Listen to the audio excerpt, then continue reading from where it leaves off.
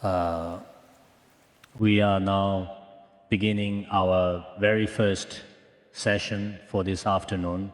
Marking the start, I will give everyone a brief but comprehensive teaching specifically about the benefits of the Tara Puja. Everyone present here today should be aware of the profound benefits of practicing the Tara sadhana. Most people here have, in fact, practiced the Tara sadhana before. Moreover, there are actually many people here who have received Tara's blessings and responses to various degrees, as well as notable attainments, spiritual accomplishments, and inner power. Today, we will use about an hour of our precious time to give everyone teachings and deeper insights on this topic. Today, let me first take a moment to discuss something important with you all.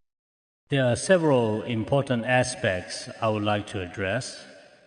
First, we are now living in the 21st century, a time of change and opportunity. When humanity entered the 21st century, our way of life became quite noticeably different, truly distinct from any previous era. We are now living in the information age when technology develops quickly. No matter Buddhists or followers of other religions or anyone without a religion, we use a variety of advanced high-tech devices every day, including computers and mobile phones, as well as the cars and planes we travel in. The electrical appliances and electronic products we use in our daily lives are totally different from those that were used in any other era. In such circumstances, it is very easy to lose our sense of direction and to gradually lose our spiritual resolve and dharmic aspiration. It's very easy for us to lose our faith in this modern world, and also very easy for us to lose sight of the path to liberation. It's easy to be influenced by those who have no spiritual cultivation and to be corrupted by worldly pursuits. It's especially easy for us to accomplish nothing in our fleeting short lives.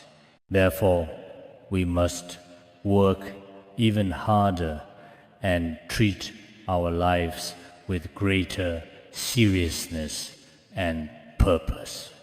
We should choose paths benefiting ourselves and other sentient beings, and make use of knowledge and technology that are truly beneficial and effective. We need to put this into practice. In this particular context, we Buddhists also need to learn about and engage with modern technological tools and platforms, including the internet, social media platforms like WeChat, Weibo, and other communication channels. As Buddhists, by making use of modern knowledge, we should actively promote positive energy and wholesome perspectives in society.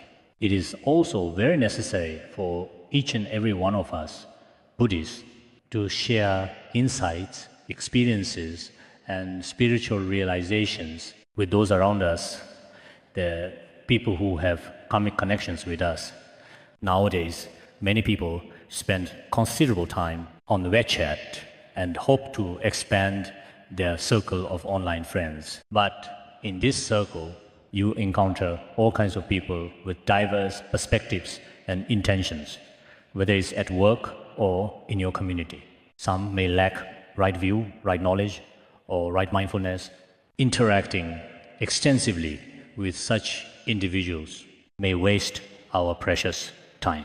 Therefore, it is indeed very necessary for us within our own circles to share wisdom, genuine compassion, and kindness by using language and expressions that bring them joy, to thoughtfully convey these things to everyone. This is what is called spreading the Dharma and benefiting sentient beings. The purpose of spreading Dharma and benefiting beings, the intention of Buddhism is not to dominate, to control, or to restrict other religions or other people. We do not have such an intention. What exactly is our sole purpose? If the people around us can learn and understand these truths of the Dharma, if they learn them, if they understand them, it will bring about beneficial transformation to their entire lives and way of living.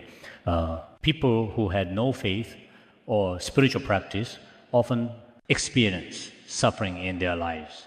Even if you have wealth, you still might not experience genuine happiness and remain in a state of suffering, worry, anxiety, and sadness. However, after developing authentic faith and engaging in spiritual learning and practice, those whose lives are comfortable will flourish further, but even those facing great setbacks and difficulties in life will also face it bravely and courageously and handle it in accordance with the Dharma and wisdom. So I think it is very necessary for us to use the knowledge to promote positive energy and spiritual values in society. Of course, in this process, some people are motivated by self-promotion and are not truly benefiting all beings. They are just boasting about themselves. Such activities are ultimately unproductive and meaningless. In this short life, no matter how famous, renowned, or wealthy you become, all these achievements are actually just like a delicate bubble. Such motivation is fundamentally unwholesome and lacks genuine purity of intention. Sooner or later, people will recognize your motives and your actions. In the end, you will suffer misfortune and you will fail. It will result in the loss of both reputation and integrity. So I think it is indeed very necessary for us to use some of the wisdom we have now to guide and benefit all beings around us, doing so without any self-promotion, without any intention of pursuing the 8 worldly concerns for ourselves, but with a pure mind, a truly respectful attitude to the 3 jewels, sentient beings, and the Dharma. We should spread the Buddha's wisdom and compassion with this kind of motivation. If we do this, I believe our entire world will attain a kind of peace truly unlike anything ever experienced before. This is what we should pay attention to. This is the first essential point I want to share with you. Next, let's use this precious session in the afternoon to introduce briefly the extraordinary merits and qualities of Tara. In truth, Tara can be understood as the mother of all the Buddhas throughout time and space. She embodies body, speech, mind, qualities, and activities of all Buddhas of the 3 times. She is the mother of the Buddhas in whom all these qualities are united. In Chinese Han Buddhism, she is known as Bodhisattva Duolo, a very well-known Bodhisattva. In fact, from a historical perspective, within the Buddhist tradition, she represents a very important form of spiritual practice, serving as a key example. For example, a long time ago, there was once a princess named Wisdom Moon, Yeshidawa, who made a profound, powerful spiritual vow. Actually, among the Buddhas, there are many male enlightened beings to liberate sentient beings, but few female beings fulfilling this role. So she sincerely vowed to attain enlightenment at some point in the future in a female form and then benefit sentient beings. She generated the Supreme Bodhicitta. Later, she completely fulfilled her vow and thereby clearly manifested her accomplishment. All the Buddhas and Bodhisattvas in all directions call her Dharma, which means Tara, the liberator. This signifies that through her female manifestation, she liberates countless, boundless sentient beings from suffering. She made such an extraordinary vow in front of drum sound Tathagata. Drum sound Tathagata also gave her a prophecy of the future. Now, she has already become Tara to benefit sentient beings. There are also some historical records that tell us that in the distant past, someone once made a solemn vow before Amarasiddhi Tathagata. There are many sentient beings in the world who face suffering and disasters, and to be liberated from suffering from these calamities, there is a need for a Mother Buddha who possesses swift activity, wisdom, and compassion.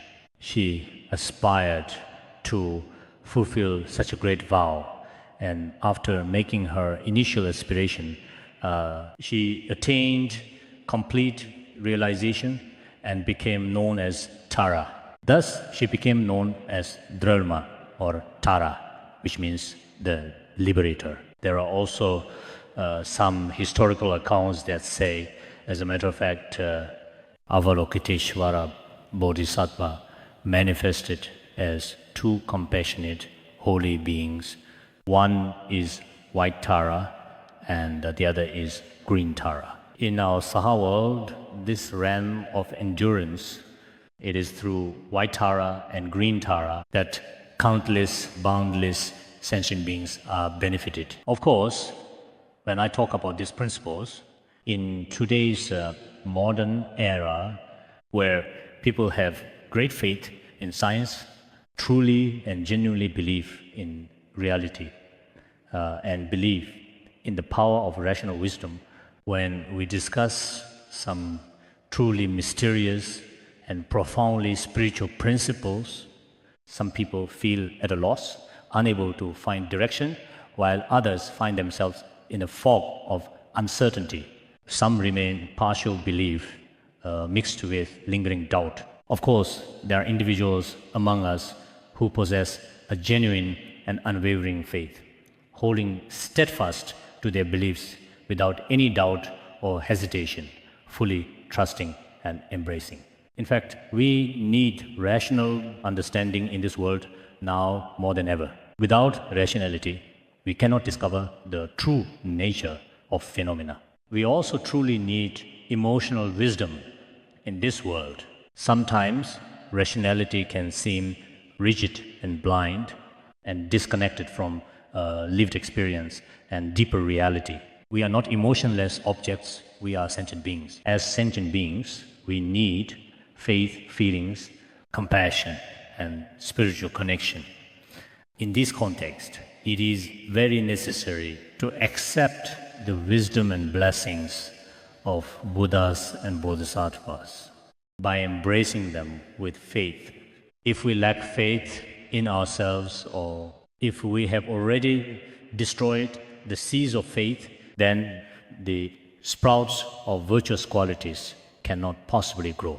Therefore, in today's most auspicious and special Arya Tara assembly, we must combine rationality with emotion and wisdom with faith. We should also integrate tradition with present-day reality, at the same time external things, and our own inner mind must be brought into balance. Only when all these causes and conditions come together will you be able to find the spiritual wealth that you are searching for, the kind of genuine prosperity.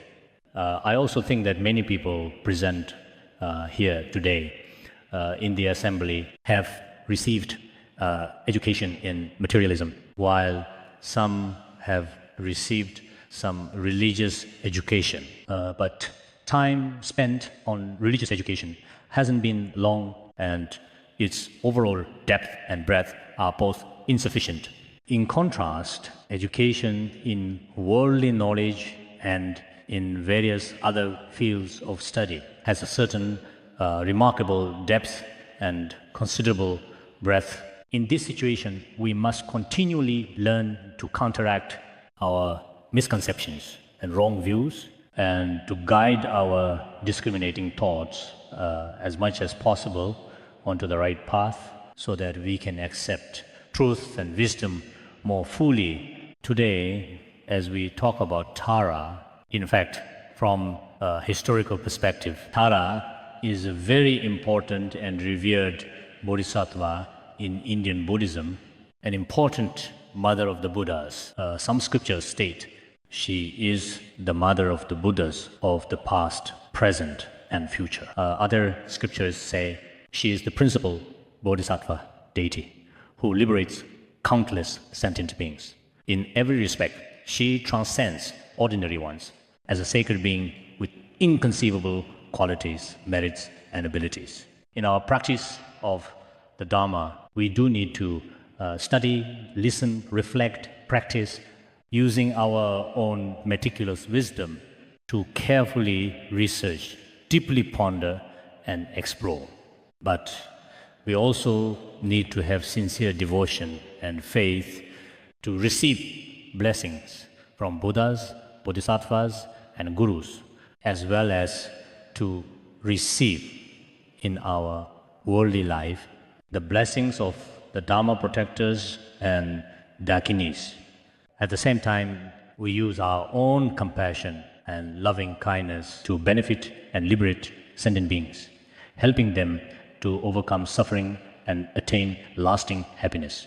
So in this process, we cannot separate these complementary aspects. Nowadays, some people who are primarily academically oriented completely reject all forms of emotional or faith-based knowledge. On the other hand, some devout Buddhist practitioners with strong faith entirely deny the value of theoretical study. In fact, both of these are extremes. I believe they are both forms of extremism. I noticed that many of you here are young people. Young people should not rely on faith alone without studying Buddhist teachings or science. We are now living in a scientific era, and we must effectively explain Buddhism using scientific methods. Only in this way will Buddhism continue to flourish and remain relevant. If we rely entirely on faith alone, the people around us, in our social circles, are all groups and communities with scientific minds, then it's difficult to fulfill our potential to promote the Dharma and benefit others. Returning to our discussion of Tara in India, if we look at Master Xuanzang's Great Tang records on the Western regions, it mentions twice that he witnessed Tara statues in India during his pilgrimage there. These accounts mention Arya Tara Bodhisattva. One sighting was in the southwest of the historic kingdom of Magadha, 200 or 300 li away, where a monastery stood. Inside the monastery, there were Buddha statues as well as statues of Tara and Avalokiteshvara. These statues of Tara, Buddha, and Avalokiteshvara, Bodhisattva, were all enshrined together in the same monastery. This indicates the Tara statue had a profound influence on Indian Buddhism at that time. Great Tang records on the Western regions mentions that there is a truly beautiful and peaceful place situated very close to Nalanda Monastery. In a temple, there stands a tall statue, which is the statue of Tara. Every single year, starting from the very first day of the first lunar month, all the kings, ministers, and high officials, including people from neighboring countries, would come to pay homage. Moreover, they would hold a Dharma assembly for 7 days. Our dependent arising today in 2016 is auspicious. Yesterday, our entire team checked in here and offered prayers, and our volunteer team made preparations. Starting from yesterday, we officially began using this venue. Today and tomorrow, including yesterday as well, we will be using it for 3 days in total. We will be using this venue for 3 full days. Back then, the ancient Tara statue near Nalanda Monastery that Master Xuanzang saw was honored with a 7-day Dharma assembly beginning on the first day of the year. And at that time, people from all the surrounding countries would come to pay homage. At that time in India, the influence of the Tara statue was profound and far-reaching. In the Mahabodhi temple at Vajrasana in India, there was also a sacred statue of Tara enshrined. When Master Atisha, circumambulating their Tara statue, spoke to him, when we went on pilgrimage there, His Holiness Jigme Phuntsok offered beads to the Tara statue. Later, many miraculous stories happened there, but I will not elaborate on them here. In fact, if you look at the biographies of some great Indian masters, you will notice, for example, the origination of Bodhisattva Shantideva's ordination was also because he received a prophecy from Tara, which guided him to renounce the throne and become a monk. Similarly, when Master Atisha was considering ordination, Tara also prophesied and gently advised him not to become a king. Later, when Atisha genuinely generated bodhicitta, he sought a way for swiftest spiritual attainment. At that time, there appeared an old woman, a beautiful woman, and a beggar, as Tara manifested in 3 different forms, encouraging the great Atisha to give rise to bodhicitta. When he was about to come to Tibetan area, he was prophesied that if he came to Tibetan area, his lifespan would be shortened, but he would benefit countless beings. Later, he accepted Dromtonpa as his disciple, which was also foretold by Tara's prophecy. Atisha's Tara lineage comes from Bodhisattva Nagarjuna in some historical accounts. And Nagarjuna's biography, it is specifically mentioned that 5,000 people attained realization through practicing Tara. When Nagarjuna was alive, there were 5,000 people who achieved complete realization through Tara sadhana. After Nagarjuna's nirvana, there was a king, and during his reign, another 5,000 ones attained realization through Tara. So, from the perspective of the Indian lineage, the Tara practice is extraordinary and swift. Mipham Rinpoche also said in the lives of the 8 great bodhisattvas, radiant Tara and Manjushri Bodhisattva have the swiftest blessing power in the degenerate age. In truth, Tara's blessing is the swiftest, for instance, when facing the most difficult and truly challenging problems. At that moment, if we immediately pray to Tara, the recitation of Tara's mantra is done very quickly in Tibetan. Even in Chinese, I often suggest them reciting slowly, but the recitation naturally accelerates. This relates to her swift activity. It seems impossible to slow down. Her blessing is swift like this. For pitiable sentient beings of Saha world, There are indeed certain inherent difficulties to maintain diligent practice and achieve realization by themselves. Personally, even now, the only reason I have not truly given up the monastic life, still to this day, and the reason for consistently making positive connections with so many sentient beings is actually somewhat related to practicing Tara's teachings. Because from a very young age, when I was just a small child, I could recite the praises to the 21 Taras by heart. At that time, I simply couldn't read the text. But because others taught me the pronunciation, I was able to recite it from memory. When I went to herd yaks out in the open fields, occasionally I would lose track of some of them.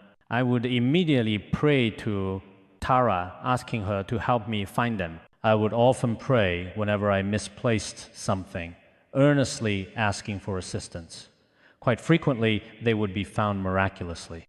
This practice also extended to my other intentions, like when some of my relatives or my parents were ill. Though I was young and didn't understand much about Dharma, I would pray to Tara to quickly restore my parents to health. Some of the patients around me were especially pitiful, and I would also pray to Tara for them. Speaking from personal experience, I can honestly say that up until this very day, I have kept sincere faith and consistent practice since childhood. When I was in school, I had a very small little statue of Tara with me, which I carried throughout elementary and middle school. Later, when I attended teachers' college and became a monk, I continued to carry it with me always.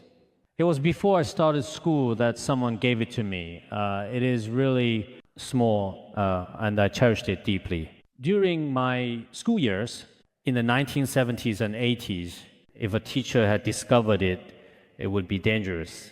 One could even be expelled from school, but still, in my heart, I always kept it hidden in the most secure place and prayed in secret. So, speaking from my personal perspective, this is simply how I experience things. When I teach the Tara practice to all of you, it's not merely empty words from someone who has never practiced, nor am I unfamiliar with this.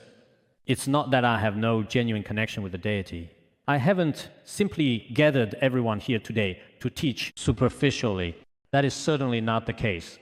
I'm not like that. From my personal experience, the many blessings and the deep connection I share with Tara have been quite special since I was young. And this is not just about me, but in all the different schools of Tibetan Buddhism, including the Gelug, Sakya, and the Nyingma traditions, as well as the Jonang and Kagyu schools, all 5 major Tibetan schools, all of their monasteries recite prayers to Tara. All the people in the Tibetan area, including elderly grandmothers and grandfathers who cannot read, they also recite the praises to the 21 Taras. And they also chant Om Tare Tatare Tare Suha without sectarian boundaries. The origins of this tradition in Tibetan area could be traced back to the reign of the great King Sodargye in the 7th century. It was quite long ago. Some historical accounts say that the earliest origins of the primitive human tribes in Tibetan area are intimately connected to Avalokiteshvara and Tara. The indigenous population of Tibetan area, that is to say, the true origin of Tibetan people, is said to be the emanations of Tara and Avalokiteshvara, who propagated humanity according to traditional accounts. In any case, it is really true that throughout Tibetan history, the Dharma practices of Tara have consistently endured without experiencing decline, and instead, they have continuously thrived and prospered. This includes the statues of Tara in the monasteries throughout Tibetan area, which can be seen almost everywhere. Moreover, every story about Tara is extremely precious and remarkable. In the distant past, the holy Tara, for instance. In Atisha's case, there is the story of the speaking Tara statue in Nyatang, and the stories about Tara at Drepung Monastery. As well as in many Nyingma monasteries, there are stories about Tara, including tales of Tara statues carved in stone that spoke, and so on. There are countless stories, I won't go into them here. In short, today, everyone is forming a positive connection. Actually, in the Han region, there is also an early origin story of Tara. Around the 7th century in history, when King Songtsen-Gampo established marital ties with Emperor Taizong of the Tang Dynasty, a Tara statue, which was crafted from 6 kilograms of pure gold, was brought to Han region as a most precious diplomatic gift. Princess Wenqing brought the Jowo Buddha statue from the Han region to Tibet, while the Tara statue from Tibet to Han region. It was enshrined long in Kaiyuan Temple. It is said that it still remains in the Han region today. In fact, within Chinese Buddhism, there are actually many Tara practices. If you examine the Buddhist canonical texts in the Mahavajipulya Manjushri Sutra, it discusses many various profound and important topics of Tara Bodhisattva's names, merits, and methods of practice. In the sutra spoken by Buddha on Holy Tara Bodhisattva, translated by Faxian during the Song Dynasty, which was mentioned in Master Wu's Guide to Reading the Buddhist Canon, her merits are also discussed. It contains 108 different names of Tara, along with powerful mantras. I have actually read this mantra before. It is quite long. So in Chinese Buddhism, there are actually many scriptures containing authentic Tara teachings, including works composed by great Indian masters detailing the merits and benefits of venerating Tara statues.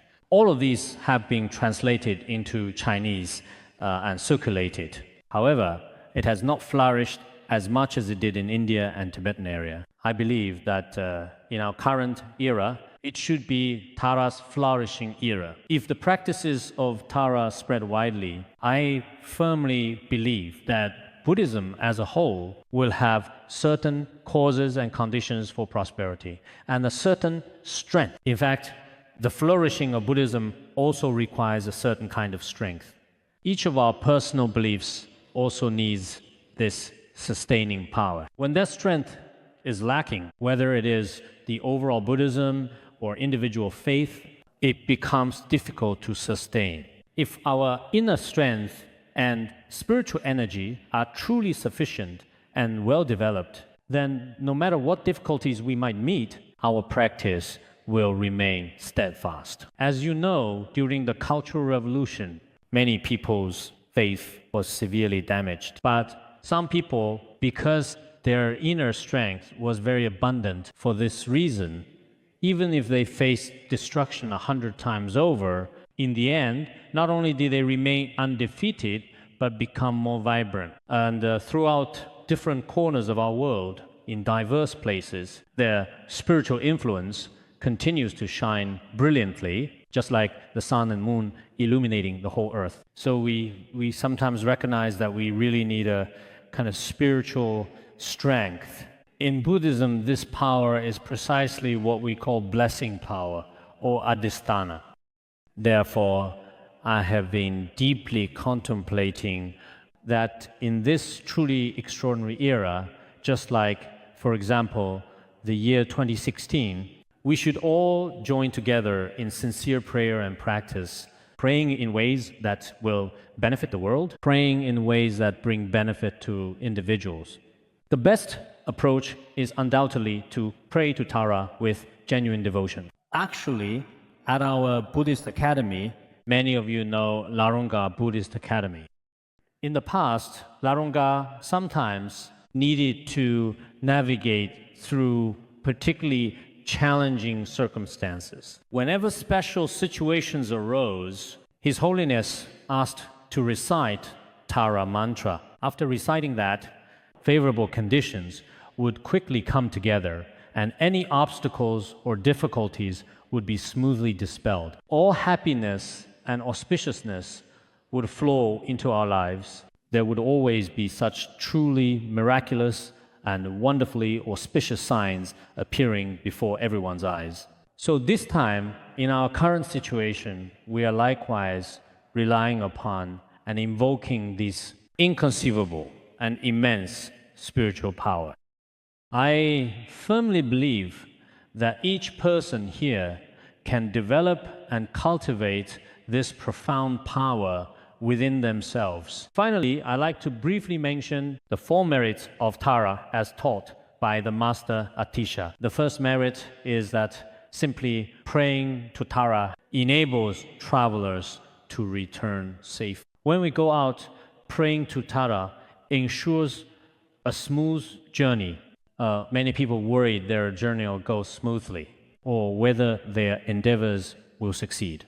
This is the first point. The second is the complete and total eradication of both war and disease. This is something very much needed in our time. As you can clearly see, when we traveled to Europe recently, it was immediately obvious how terrifying and devastating war is and how incredibly pitiful and heartbreaking the waves of desperate refugees are. If we want many catastrophic wars in the world to disappear, we also need to pray to Tara, and now on a global scale, various infectious diseases and epidemics are also frequently occurring. To dispel these diseases, we need to pray to Tara.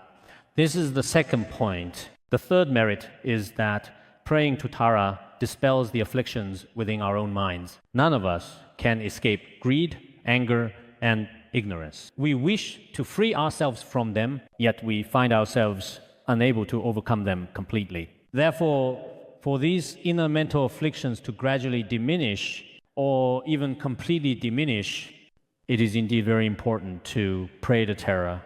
Fourth, Tara performs 4 enlightened activities: pacifying, increasing, magnetizing, and subjugating. Pacifying activities eliminate illness, suffering, and extinguish such negativities. Increasing activities enhance prosperity and positive reputation. Gaining wealth, getting promoted, these worldly achievements. Many in Tibetan area recite Tara's mantra with conventional aspirations to seek worldly benefits. In fact, Tara's blessings are truly immense.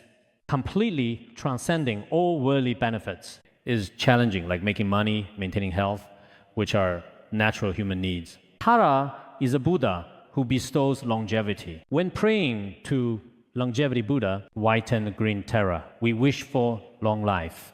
This time, I think many people at this Dharma assembly hope for longevity.